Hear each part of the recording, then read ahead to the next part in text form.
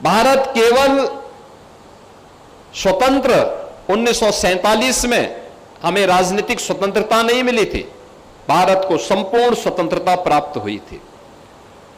भारत के मूल्यों की स्थापना के लिए क्या कुछ प्रयास होने चाहिए। जब सोमनाथ के मंदिर के पुनरुद्धार के कार्यक्रम के दौरान वहां पर भगवान सोमनाथ की मूर्ति प्राण प्रतिष्ठा के कार्यक्रम को लेकर के तत्कालीन सरकार और तत्कालीन प्रधानमंत्री के द्वारा रोकने का प्रयास हुआ, तो राष्ट्रपति के रूप में उन्होंने मना किया। उन्होंने कहा नहीं, सोमनाथ मंदिर का पुनरुद्धार ये भारतीय संस्कृति और भारत की सनातन मूल्यों की अभिवृद्धि का एक सनातन प्रयास है और मुझे इस कार्यक्रम में जाना चाहिए। मैं इस कार्यक्रम में जाने से अपने आप को रोक नहीं सकता हूं। और वे स्वयं सोमनाथ गए, उन्होंने इस कार्यक्रम को अपने हाथों से संपन्न किया। आखिर राजेंद्र बाबू भी तो अधिवक्ता थे और इसलिए राजेंद्र बाबू की इस स्मृति को बनाए रखने के लिए हमारी सरकार ने देश की संविधान सभा के अध्यक्ष के रूप में उनके योगदान को ध्यान में रखते हुए उत्तर प्रदेश के प्रयागराज में हम लोग doctor Rajendra Prasad national law university का निर्माण हम लोगों ने किया है।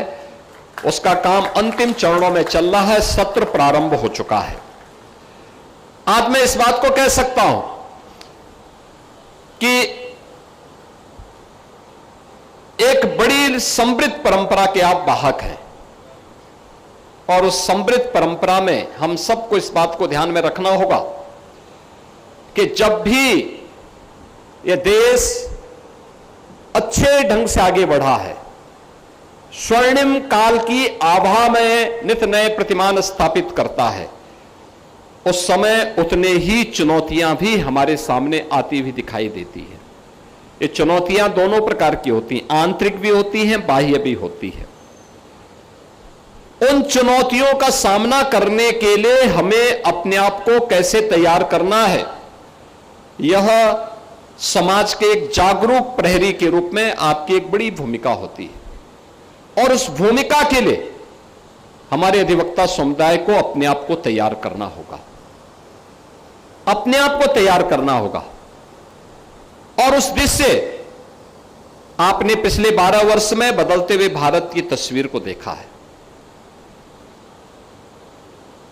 आज से 12 वर्ष पहले एक सामान्य भारतीय के मन में क्या भाव थे, दुनिया हमारे बारे में क्या सोचती थी, आज क्या सोच रही है, इन दोनों की परसेप्शन को आप देखेंगे तो आपको 360 डिग्री का अंतर दिखाई देगा, 360 डिग्री का अंतर दिखाई देगा।